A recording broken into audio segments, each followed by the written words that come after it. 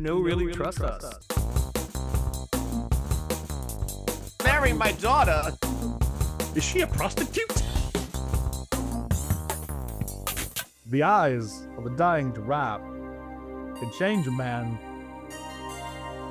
We try make blood much big. Happy birthday, monkey spanker. No, really trust us.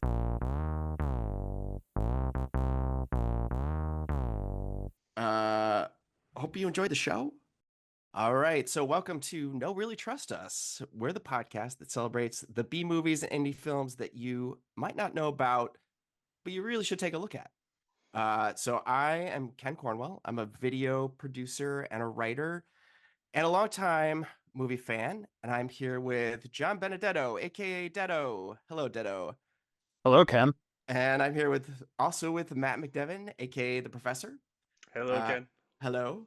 I'm the only host here without a nickname, but I think that's okay. Well, I think over the course of the podcast, we'll come up with one, I think. Yeah, maybe. I've been trying to make cornstarch stick for years, and you just didn't like it. We're not going to go with that, I don't think. No, I think we gotta keep trying. Yeah. So would you guys like to say a little quick bit about yourselves before we move on?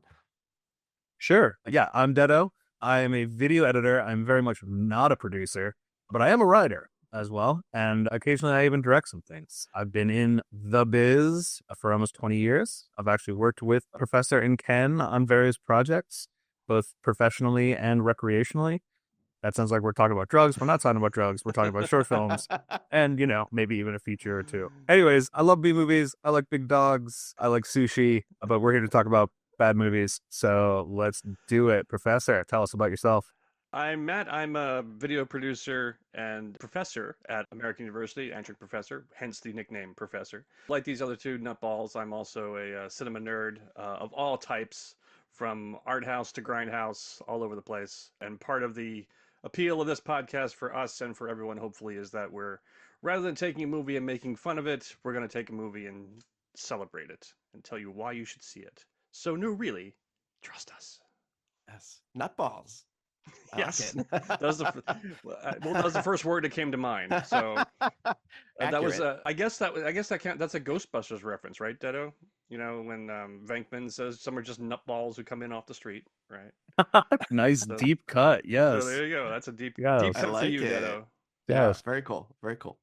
So today we're here to talk about a little movie from 2013 called Proxy. I'll read a little description, but do you guys want to talk about your first impressions first? And then I can read a little description of what the movie is about. Yeah, I had not come across this film, Ken. I'm curious to know how you discovered it, because I try to keep myself plugged into all sorts of stuff, and I never came across this title. I had heard of a film called Proxy, but it wasn't this film. There's like multiple films called Proxy, so I knew, aside from the synopsis you're gonna read, I knew nothing about it going in. How about you, Detto? Yeah, Sam, I had not heard of this, and I think we'll talk about the title in a bit, but it was funny the way the title affected the first 20 so minutes of the movie and the way I was viewing it, and until the first of many twists happens, or maybe even the second twist. There are so many twists, but yeah, this was a surprise. So yeah, not a lot of initial thoughts. Interesting. Yeah, I want to know more about what you think about the title and the expectations that you maybe the incorrect expectations you had from it. But we'll get back to that. We'll get back to that in a second. Let me read the description first. And this is from the website. So, while walking home from her latest OB appointment, a very pregnant Esther Woodhouse is brutally attacked and disfigured by a hooded assailant. This horrible event seems to be a blessing in disguise when Esther finds consolation in a support group. Her life of sadness and solitude is opened up to friendship, understanding, and even acceptance. However, friendship and understanding can be very dangerous things when accepted by the wrong people. So, I mean, that sort of tells you what it is at the beginning. Yeah. So I don't know what you guys think, but just because I read that description, because again, I had no idea what the movie was, and I don't know what your guys' initial reaction was to what you thought the movie was going to be, but I've seen a lot of like horror cult movies or like thriller cult movies.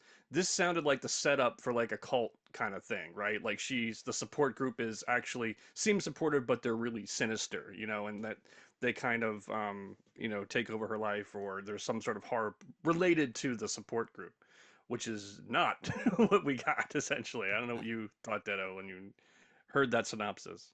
Well, to be fair, I didn't read. I didn't hear a synopsis ahead of time. I went in dark, Oh, trusting you went in trust cold, actually, trusting and that's probably Mister. the best way to watch this movie. I I think know, just going in cold, not even reading a synopsis. So but I will say, like, based on the title, I assumed there was going to be an element of surrogacy. I thought that's what proxy meant, and Yeah. and so I assumed, like, all these little red herrings you're getting in the beginning, I thought were attached to that, and I don't know if that's a good thing or not. I mean, like, honestly, they do a good job of masking the twist. Even that synopsis does a great job of masking all the twists. So I think that's probably a huge challenge when you've got a movie like this. But I do wonder. I wish I had time to watch it a second time, because I do wonder how that would affect, knowing now how it would affect the opening few chapters, Yeah. and my viewing of it. yeah, and my other thing too, once it's got going, is I guess we're old enough to remember the '80s when in the 1980s the Munchausen by proxy was a big thing. Like it was in the news, it was all over news magazines and tabloid TV and things like that. And there was a whole subgenre of TV movies all about Munchausen by proxy syndrome. And I thought that's kind of, and it sort of goes there, but not, but in a very, very unexpected and different way. So that was another kind of curveball it threw me, Yeah. kind of having the Actually, multiple definitions of the title. yeah, I'm glad you brought that up because apparently the director, who was also the co-writer, co-screenplay writer of the movie, Which seems they to were be a inspired by trend with these seems to be a movies. trend. Yeah, we always encounter this. Um, yeah, you save money if you pay yourself once, right? That's Well, right. Um, so apparently they were inspired by the idea of Munchausen by proxy, although it really doesn't. You're right. It doesn't. It's not really Munchausen by proxy. Um, but It's a little bit that's there, yeah, why a but little bit. Yeah, the idea of, I guess, the idea of getting some attention for a having a and in Munchausen by proxy usually it's an illness with a child. right. In this case, you're getting attention for creating maybe or pretending that something's happened to you. Um, so it doesn't quite fit, but that's what they said inspired them.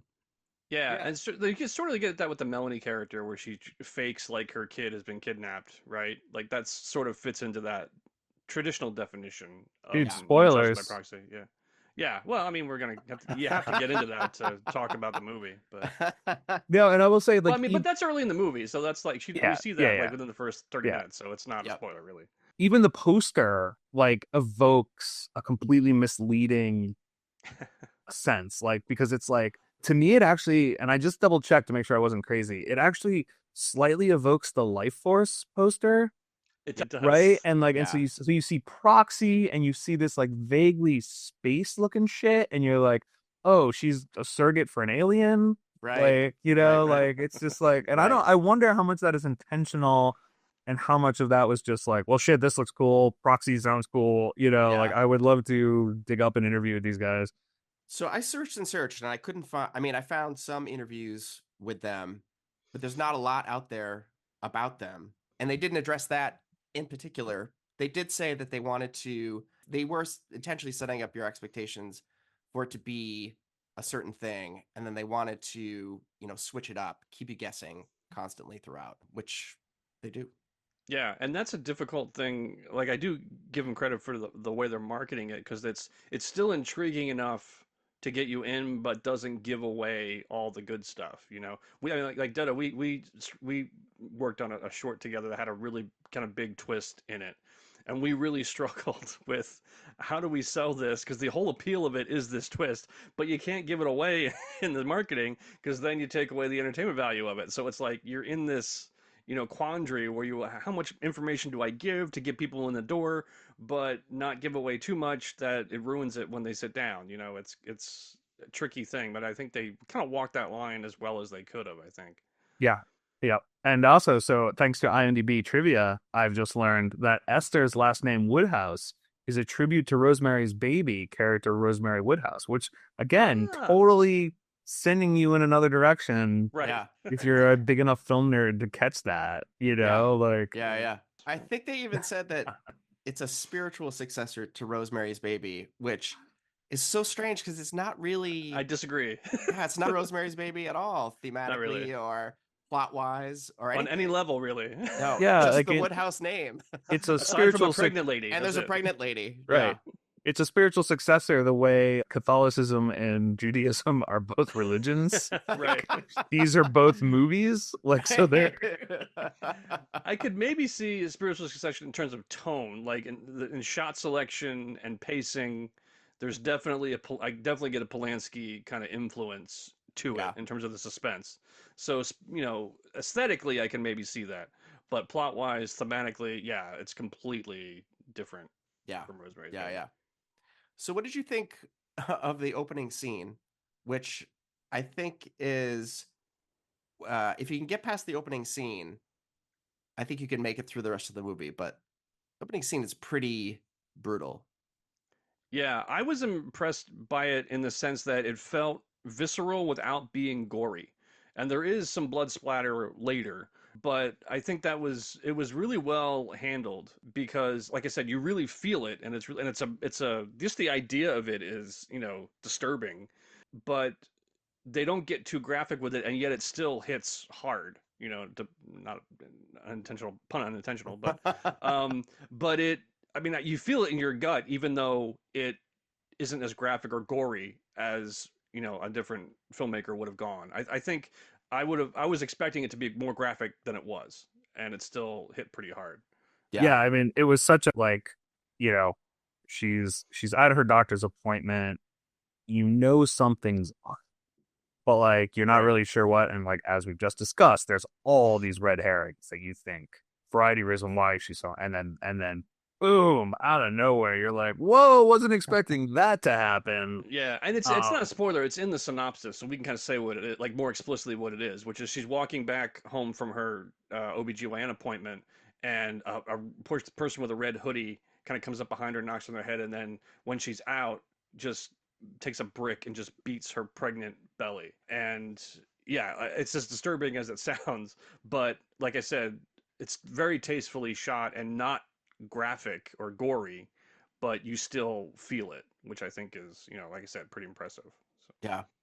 My memory of the movie, and I saw it streaming at some point, probably not too long after it came out. And now it's been all these years later that I'm seeing it again. But my memory of it was that it was the movie in general was a lot more violent and gory than it actually turned out to be. Because really there's that violent scene at the beginning, and then there's another scene, a really gory scene, sort of in the middle, and then that's kind of it, really. Yeah, that's pretty much it. Those are the only kind of two, violent scenes, really. Yeah. And I was expecting to be a little gorier or just, a little more splatterific, I guess, if you will. Yeah. But Yeah, there's really although just the two scenes. I will say there are a few other scenes that are unflinching, that Right, are right, equally shocking, just not gory. So, right. it all kind of meshes thematically. It's a very raw, very unflinching look at this crazy world. Yeah. Yeah, these Yeah. crazy people, yeah. These crazy, yeah, these really fucked up, a bunch of really fucked up people who find each other. Indeed. Yeah, and at first, just based on synopsis, I was expecting the assault to come a little bit later. It's really the second scene. There's the opening scene where she's with the OBGYN, and then there's the just second scene. And that came a lot sooner. And that happened actually quite a bit throughout the movie. There was beats and things that happened a lot sooner than I thought they would, which I think was pretty good screenwriting. And also, I remember at the time when I was watching it thinking, oh, you know what? I really wish that I had an extra scene or two with Esther before the assault, so I got a better sense of her character. But then, given the revelations later, I'm like, no, that was actually a really smart writing decision to kind of have her be a little more of a blank slate at the beginning, and then later reveal what's behind that, which is way more screwed up than what you think it is at first. Yeah. Um, Yeah. And the other thing too, I was gonna ask you guys what you thought of the performances, because at first I was not necessarily into it because it seems like everyone's or most of them are kind of like narcotized, kind of like zombified a little bit, little kind of like blank or like kind of unfeeling. But I think that was a really good choice given the thematic nature of the story. And given the characters that are a little more emotional, it made perfect sense. So I don't know what you guys felt performance wise, that choice to kind of have him be a little restrained and a little more kind of like blank faced or, like I said, kind of narcotized, essentially, or hypnotized almost, as opposed to a couple other characters, which stood in contrast to that. I don't know what you guys thought. Well, I was just to say overall that I thought the performances were decent generally. I thought the two sort of lead actresses were pretty good. And I do feel like Esther, especially Alexia Rasmussen is her name, is the actress's name. She just seemed really, as you said, narcotized or kind of flat at the beginning. But I think it made sense later on when you learn more about her character. Again, like not knowing much about her, when it's revealed what's going on with her, I think kind of her performance makes a lot more sense.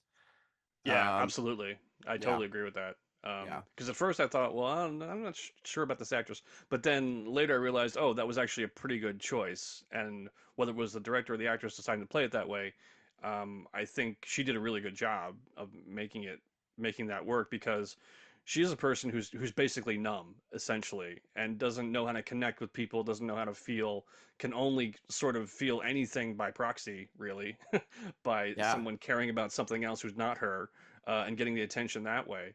So it totally makes perfect sense that she's not, very histrionic or not obvious with her emotions. It makes perfect sense, as opposed to her lover initially, the Annika character, who is all emotion and all fire and completely the opposite. So those two together, I think, made for an interesting couple. I actually wish there had been more scenes between those two because I thought that was an interesting dynamic between them. yeah. I thought the Melanie character, Alexa Havens, is the actress. I thought she was well cast because she seems on the surface like that sunny suburban She blonde has a perfect mom. mom serial commercial look. Yeah, yeah. And so when again, they reveal the darker layers to her character, I think it's interesting. I think it's an interesting switch there that goes on. Yeah, she winds up being because the turn for Esther's character is dark and disturbing, and then you think, oh, it's been inflicted on Melanie, and she's kind of dealing with it, and then you find out, oh, her twist is actually darker. She's actually more screwed up than Esther, which I thought was super interesting. There's a bit at the very end that I don't know if we want to talk about, but it's I could talk about without giving a spoiler, but I really loved that bit, and it really kind of crystallizes her psychosis at the very end. Yeah. I almost wish there was more of that. Like there was almost a satirical edge to that at the Yes, end yes, that I was like, oh, I wish there was more hints of that earlier on. Um, which would have I been agree. Yeah, interesting, I think. there's a little bit more serious bit with that with Patrick, where we get a sense of what's going on in his head in a literal way that I think again didn't work as well because it's the only time we see that sort of thing. Yeah. So that I think I agree with you on that one, Ken. Yeah, Ditto. Go ahead. Sorry. Yeah, I was just gonna say, like, I think in another life, this movie is absolutely a satire of the pressures of suburban life and keeping up with the Joneses, Or and like To Die For. I got but to yeah, Die For right, sort of right, yeah, and vibe you know from it. there was that phase in, like, was it early 2000s when everyone was worried about the effect of reality television, Mm-hmm. how And people were tabloid just TV in the '90s. yeah, people were just gonna do Yeah. crazy shit to get on TV, like, Yeah. and Everyone I'm wants I'm their 5 minutes of fame, yeah, and 15 minutes of fame. I'm glad they didn't go that way with this, because, like, that Yeah. has proven, like, most giant fad fears to be, not terribly founded. I mean, sure, there's a lot of attention whores out there, like people who do podcasts, but like, but for the most part, Those like, losers. society hasn't exactly crumbled because of it. So yeah, there were, like, a few thematic dives that I think maybe, like, maybe went a little too far just because like they only happened once. But overall, the tone was pretty consistent, and it was like that nice level of like, like yeah, this is reality. These people aren't coping with reality. Yeah. Right. Yeah. Like that's kind of that was well done. One thing Dedo and I talked about when we watched it was that maybe the second half suffers a little bit because it's almost like they're setting up a mystery that we already know the answer to. So if if we almost know too much about Melanie at that point, and if we were like wondering if it was more about the husband, and it is a little bit about the husband figuring out what's happening, but if it was a little bit more about that, maybe that would kind of ratchet up the tension a little bit more in the second half, which kind of goes a little slack, I think. I would agree with that. Yeah. In fact, I thought that's where they were going. I thought that they were kind of because it's kind of an like kind of a baton handoff where like Esther you think is the protagonist, and then the twist happens, and then it kind of hands off to Melanie. She's the protagonist for a little while, and then I thought they were really going to make Patrick the main kind of protagonist for the second half of it, or the last third or so. And they, like you said, they sort of do, but not really enough to get the feeling I think that you want to get from it, which is kind of having Melanie now become more of a villain than the protagonist essentially. Yeah. That would have been interesting, I think. I still think it's interesting the way they did it, but I think that dynamic might have been interesting. Yeah, Yeah. you could have done an entire movie from Patrick's point of view where he's like, I've just suffered this unimaginable tragedy, but my wife's being weird. I'm consumed with guilt, but my wife's being weird. I can't believe this happened, but what the fuck is going on with my wife? Right. Like that could have also been really interesting. Yeah. Yeah. But I don't think you can do it all in one movie. Because like Right. I don't know how you would structure that. Yeah, I also kind of like that it's sort of like a slight reverse on the Psycho twist, where in Psycho, you're following the Janet Leigh character and you're sympathizing with her, and then she is bumped off, and then Anthony Perkins becomes the protagonist now, um, and what I don't think is talked enough about Psycho and why that twist works so well is because right before she's killed, she decides to give the money back. So like just when you're really on her side now, because you're kind of ambivalent about her before because she's stealing money and she's being selfish and isn't maybe the best person. But just when she decides to give back and kind of turn over a new leaf, you're like, oh, okay, now I can root for this person. Boom, she's gone. And here it's kind of the reverse.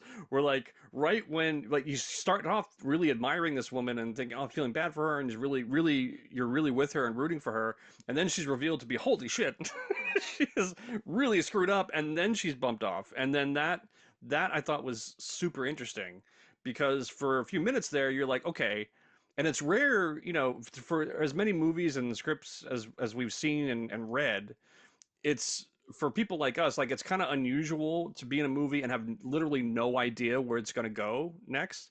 And for a few minutes here, that was the case. Like I had no idea where this was going next, and that I thought was a very pleasurable feeling because it's rare when you're in a movie and you have literal no idea like where it's going to go. Because Yeah. most of the time you have, even if you're not quite sure the specifics, you have a vague idea of where it's going to go. Yeah. But this, at that point, I didn't know where it was going. Yeah. What's interesting too is that when it transfers over to Melanie, what happens to her suddenly gives you a lot of sympathy. She's not been very sympathetic up until that point, and then that twist does make you suddenly feel very sympathetic towards her. So sort of the opposite of the Psycho effect in a way. Yeah, it's that classic monkey's paw where it's Yeah. like, oh, she got what she wished for and it's bad. Yeah. Yeah, I was just gonna joke and say pleasurable feeling is not how I would describe this movie. It's not. That's true. It's not a fun movie. Not a fun movie. I mean, I feel like on a second watch it'd be a lot more fun, like because now you know how messed up everybody is, so you're Yeah. just like now Yeah, it's just a train wreck. Yeah. It would also be There fun is a lot of watching it. dark humor in there too. Yeah, Yeah, definitely. It would also be fun watching it a second time with someone watching it for the first time. Just kind of right. like watching their reaction at the different twists that come up. Yeah.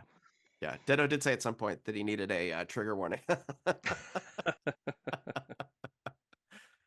uh, so I would like to play the budget game with this, but I love the budget game. I could not find a budget Oh no, anywhere that's except for like a disappointing. vague, it's probably under this amount, which I think is even too high, which I think is more than what they actually spent on it. Um, so you could guess. All right.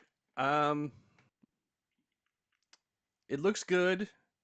Not a whole lot of locations, simple locations. Um, we got Joe Swanberg in there, who's kind of indie god, kind of. Yeah. Um, I'm gonna say I'll say 500,000. I'll say 500 grand. Hey, Dedo? Do we know where it was shot? Yes, we do. Shot in Richmond, Indiana, which is where Which is Zach where it takes Parker, the place. director, where it takes place and where the director grew up and has shot all his films. Okay, Oh, so that alone, I was gonna say 500 grand, but that makes me yeah. bump it down. I would agree with that. Yeah, I'm you're gonna probably right, Dedo. say I'm That gonna was a say good question, Dedo. I'm gonna say 350, which I think is what I said for Killer Sofa, and I was so wrong. So Okay. let's Okay. see. But we So apparently, according to this very questionable source, which I found somewhere, I think on Facebook, the budget was somewhere under 300K. Okay, So they got their money's worth. they yeah did, yes, yeah and so that's one of the things that Zach Parker said in one of the interviews I read is that he could because he was shooting in this town that he knows really well and where he lives, he could easily find locations and not have to pay a lot of money for them, for location fees. So that was very helpful budget wise for sure. Yeah, and I kind of like the fact that it's sort of like any town USA. There's not like a whole lot of like the cliche of the location's the character. You don't really get that sense here, which I think helped play into it thematically. I think. yeah. But Yeah, it was the perfect. It was absolutely plausible that it was a big enough town Right. that like people could be living their secret lives. There was a good sized mall, like so it wasn't like shot in a really small town where you'd be like, how are they getting away with this? yeah, So yeah, it was an excellent location. yeah, Yeah, overall production just really solid. Yeah. yeah, First class. yeah. Yeah. Oh, we also edited too. Zach Parker, the director, also edited. No, Ah, okay. Yeah. now watch out for those editors who I direct. know. Those I guys know. are There those was are we some, noticed there was one egregious jump cut. But otherwise I thought it looked really good. So his background is interesting. He made 3 films in Richmond prior to Proxy. One in 2011 is called Scalene, and it actually starred Margot Martindale. Oh, okay. Like the triangle scaling.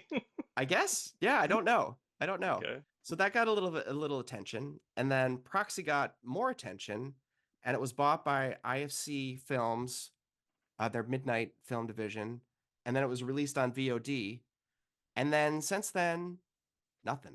He's made nothing. Really? Yeah. So I Wow. did some little sleuthing and found that he now owns coffee shop and bar in Richmond. He joked at the time that he's a stay-at-home dad by day, filmmaker by night, and he exercises his demons through his films. But now I guess he does it through coffee. And the only new piece that I found was he did a 5-minute short in 2024 called Barista. So it's some places I couldn't find it anywhere to watch it, but it was either described as a short or a faux trailer for like a 70s slasher grindhouse movie Hmm. with lots of coffee puns. did So I think it's they some kind of weird tie-in with his business. did they Probably, have yeah. did they have baristas in the 70s? Like, I I don't mean, know. I mean, I'm know I'm sure they did in like Italy, but like, Yeah. did America have Yeah. baristas? I don't know if it's actually the short is set in the 70s or it's just sort of that That style. style. Okay, all Uh, right. uh, So it's a but coffee. It's a coffee groundhouse. It's a coffee ground house, I guess. I'm there That's for pretty that. good. I'm down. I I am know. down. Let's do a field trip. We Yeah. should hire Let's you go as a Yeah. find coffee this brother. guy. Yeah. Yeah. So, but yeah, it's disappointing he hasn't done anything That's in a all these shame. Yeah, years. he's definitely got talent. I would love Yeah. to see another film from him. It was like 65%, I think, Rotten Yeah. Tomatoes score, Yeah. which sounds Yeah. about right.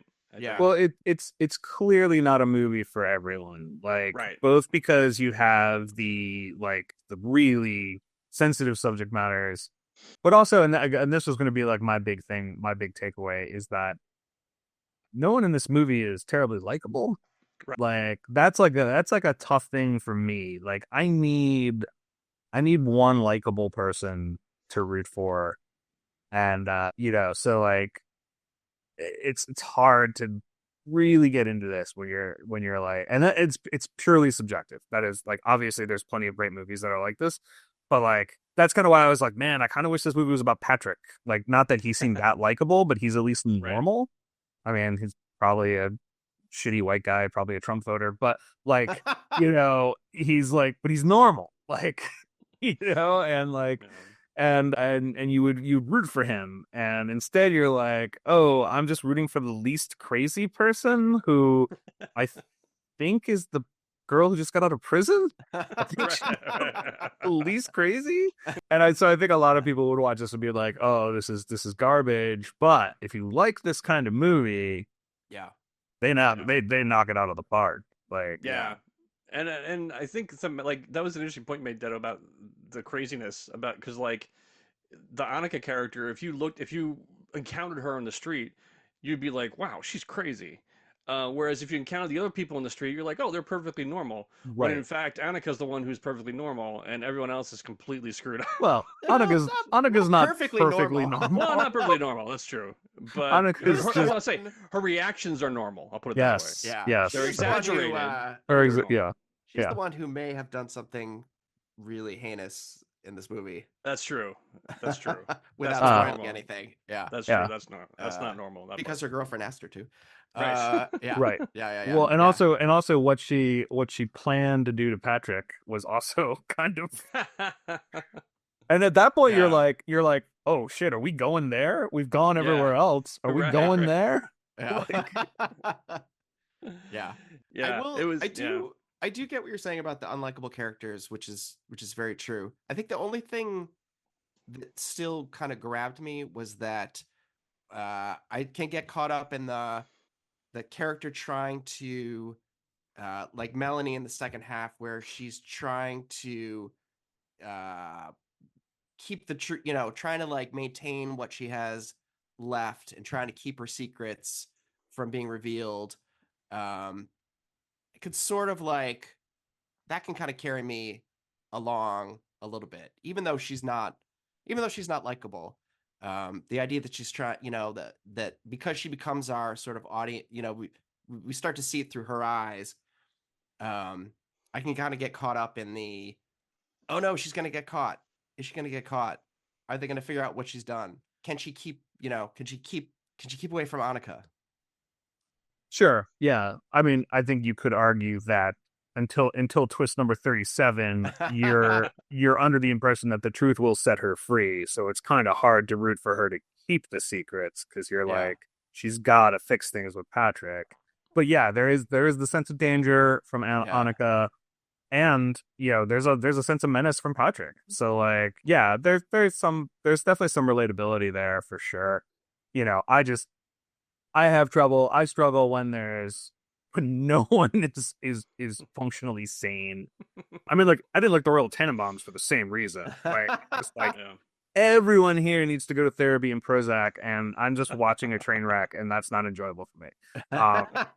This movie I enjoyed significantly more than Royal Tenenbaums. But like I said, I would. Yeah, it's definitely a movie for a certain type of audience. Yeah. So were you? I mean, I think it's well shot. It's sort of shot simply. Was there any moments or scenes that jumped out at you, or any shots in particular that you thought were memorable? So I noticed an awful lot of static shots, and I'm assuming that's a budget thing. Maybe it's also a choice, like considering the themes and whatnot. But I did note, and I think that is an editor thing. I just remember being like, I would have added a subtle push in here or stuff Yeah. like that. But of course, like the most memorable is the bathtub scene. I sound pervy. I'm not. It's a murder. And that was a real interesting choice with all the super slow mo. I feel like maybe like a solid chunk of the budget was spent on that one that one Yeah. scene. Yeah. Right. Yeah. Yeah. It's used heavily in the preview on IMDb. Um and so yeah, I like that a lot because it was such a pivotal moment and it's clearly just burned into everyone's memory. So that was really cool. Yeah. It's a little De Palma-esque, I think. Mm-hmm. I agree on I agree on some of the other shots. There's a lot of like two characters talking and maybe a little like subtle something or other. Yeah, just a A little little like, movement. yeah, a little movement, a little dollying back and forth. Yeah, I think Maybe when he would have added something. does use movement, it's well chosen. Like the thing that springs to mind immediately is when Melanie is in, she goes to Esther's house after she's, after that's the bathtub scene, thinking there's no one there, and then she starts to hear sounds from the bedroom, and the way, and I think maybe because so much of a lot of the rest of the movie is static, when the camera does move, it means more. Like it like I found myself getting a little more uneasy and more suspenseful because now the camera's moving and the camera slowly moves down the hall and kind of like goes up to the door and you get her reaction. Like it's a it's a classic kind of thriller horror movie scene where the kind of basic unit of suspense in any horror film or suspense film is what's behind that door, and I think he just kind of like draws that out really well with the slow camera move. There's like one other one too like that. So I think when he does use movement, it works really well. Um, but I take your point that there was a lot of like sitting in rooms talking, which again is helps save the budget too. Yeah. So Yeah, and honestly, I didn't have a problem with that because like yeah, that provides that sense of suburban normalcy. Like yeah, that's what yeah. people do in the suburbs a I know. lot. Like What they're saying is interesting. Like I was thinking, like, oh, there's just two people talking. It's like, well, if what they're saying is interesting and involving, then Yeah. talk away.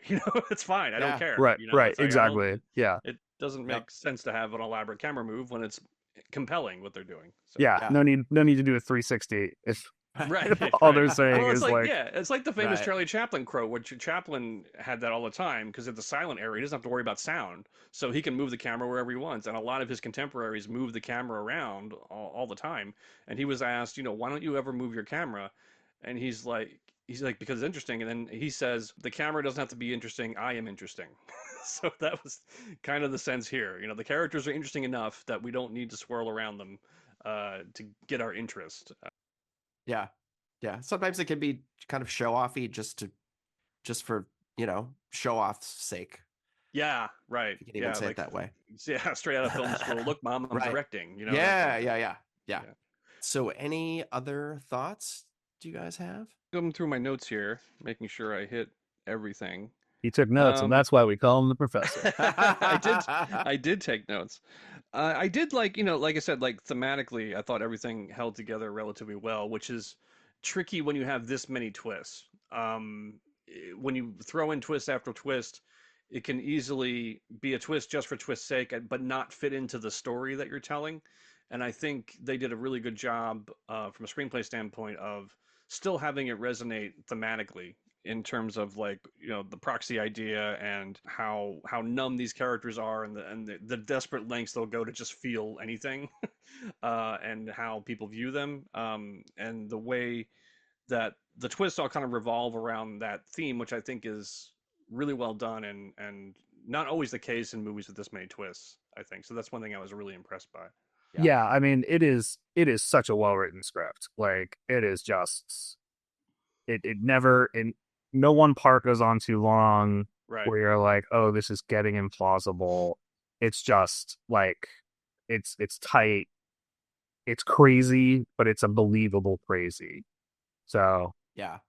I also think the twists never felt arbitrary to me. Yeah, They absolutely. come from the characters and either how much you know about them or what you don't know about them. And so yeah, it's you don't feel like it's whiplash. It's a surprise, but it's not. It doesn't come out of nowhere.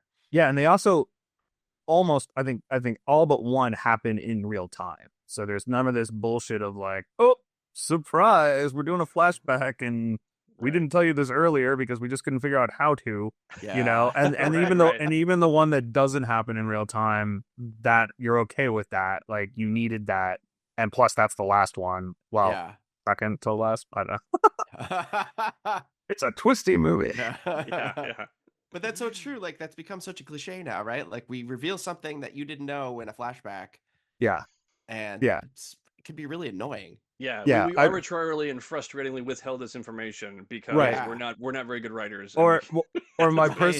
my Right. personal favorite, and by favorite I mean like I hate this more than anything, is that magician movie Now You See Me, where like Oh. at the end they just went back and just inserted was it Mark Ruffalo, who is the ringleader, I think he is. they just Yeah. inserted the guy in the scenes, like, and so like you go back to like they're talking in the park, oh there he is, we just didn't show you him earlier. I was like, that is the laziest shit I have Yeah, I ever hated seen. that. Side Did you, note, yeah. if you guys have ever seen the criminally underrated and perhaps will be featured on this podcast, Fired Up, they actually do that as a bit at the end in a really funny like comedy bit, and and that's when it works. But And they're making a third one of those goddamn movies now. There's going to be a Now You See Me 3. oh, you got me excited. I thought you If you meant Wow. can't Fired believe Up, that. Yeah. Oh. and I was like, they haven't even made a sequel. What are you talking about? Yeah, those movies were weirdly hits. Those Now Yeah. You See Me's. I don't They're get it. they're Yeah. lowest common denominator. They are so Yeah. bad. Yeah. Well, I only saw the first one, but I Yeah. was like, this is offensive. How little respect it treats the audience. And not to get sidetracked, but have you seen Dan Harmon's rant on the title of the sequel? No.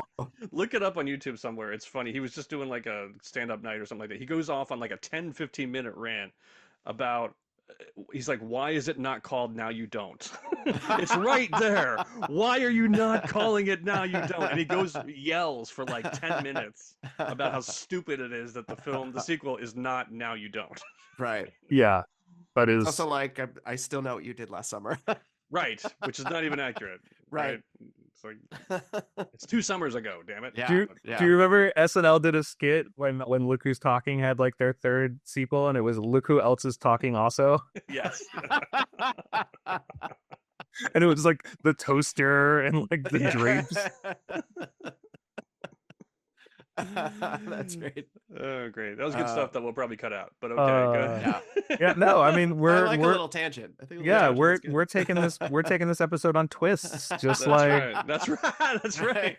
Now it's a Now You See Me podcast. Yeah. You had no idea. Surprise. surprise, we're gonna talk about movies we fucking hate because we just couldn't help ourselves. We tried to be positive. It lasted 2.5 episodes. So very Now we're good, Dedo. just- You were thematically appropriate. For that. Yeah. Very good. Excellent. So, Professor, do you let's do your regular segment on line readings you liked.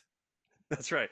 Yeah, usually this little segment is stuff that like from the more kind of B movie sort of trashier movies where an actor really goes for it and like gives us a great line reading. This is more just like really just lines were really well delivered, but for the most part the thing about Proxy that's we already talked about that makes this segment a little difficult is because so many of the performances are kind of like sort of like kind of low key and hypnotized kind of, so there's not really a whole lot of actors going for it except for maybe Annika. But I'll just point out lines that I really like that were really well delivered. Like there's a bit where Esther goes back to the hospital and because she doesn't have anybody, so she's kind of walking around, and the person on staff says, "Hey, what are you doing here?" And she's like, "Yeah," and then the way she just says, "I didn't know where else to go," like I thought that was such a great encapsulation of her character and also where I thought she was going. So just the way she delivered it and the writing of that line, which it's on its own, it's not a like an all-timer great line, but like it's so perfect for her character at that time, and the way she delivered it I thought was really really well done. And also another really good line and like thematically appropriate line is when she's talking to Melanie and she's talking about when she was pregnant and going on and on about she then reveals that she actually didn't want to be a mother, and yet she's kind of talking rhapsodically about when she was pregnant. And what she says is, she says, people treat you differently when you know you're having a baby. And that's another like really good line, like for the theme of the whole story and also her character. And again, like she really sells it, and really you really buy it when she says it. So again, not kind of like walking over the top line readings, but just some really well chosen lines, like from a screenwriting standpoint, and really well sold on the emotion from the actors. So I don't know if you guys have any that you stood out to you. I mean, I'm not going to be serious here. I'm going to go full walk-in, and that when Anakin is Anakin, Jesus Christ, I hate sand. I hate sand. It's itchy. No, sorry. When Annika is talking to Melanie, and she's like, Esther was a great lay, and Melanie is like, she was crazy, and Esther is like, that's what made her a great fuck. I mean, that would have been a pretty good line. A perfect walk-in line. But I will say, if I could just wave my magic walk-in wand, I would just cast walk-in as Patrick. There you go. And that would just be amazing. I would absolutely watch that movie. Yeah. That's pretty good. I've got tools in the basement. I can make a talk.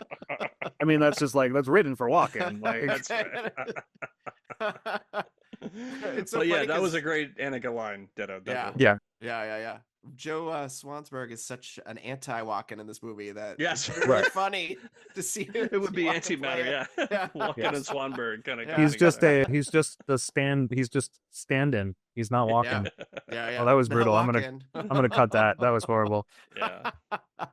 So let's go around and tell me, gentlemen, if you would recommend this film. Yes, I think that's why we're on the podcast, right? I think we're 3-0, I think, on this one, right?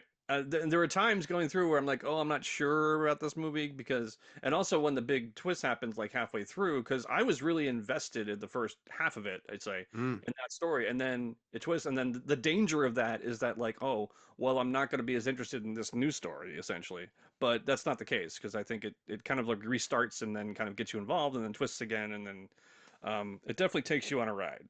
That's for sure. Which for $300,000 is not nothing. So, yes, definitely yes. Well, I have a twist. No, as we've already discussed, I would absolutely recommend this movie. But I would think about who I was recommending it to, and if it was someone just like me, I would probably say, you're not gonna like this one as much. But if I was recommending it to like people like you two, film snobs, I would be like, yeah, you're gonna fucking love it. So yeah, and that's a good point, Dedo, in terms of like, there are we talked about some of the kind of, there can be some kind of triggering sort of material here with people, like say if you'd suffered miscarriage or something like that, you may you may turn this off after 10 minutes or so. And I will say, it never, one thing that I will say that we didn't get to, which like it in a thriller like this that is so twist based and so kind of entertainment based, you could say, it never treats that subject matter lightly. Like it knows it's dealing with heavy subject matter and emotional, and isn't facile with it just for the sake of a twist. It emotionally deals with it. So if you have experienced some of the things that happen in this movie, I think it may turn you off, but I think more likely it'll give you something to soften the blow a little bit, I think. But that's a good point, Dado. You do have to kind of be careful who you recommend it to. Yeah, I would agree. I would.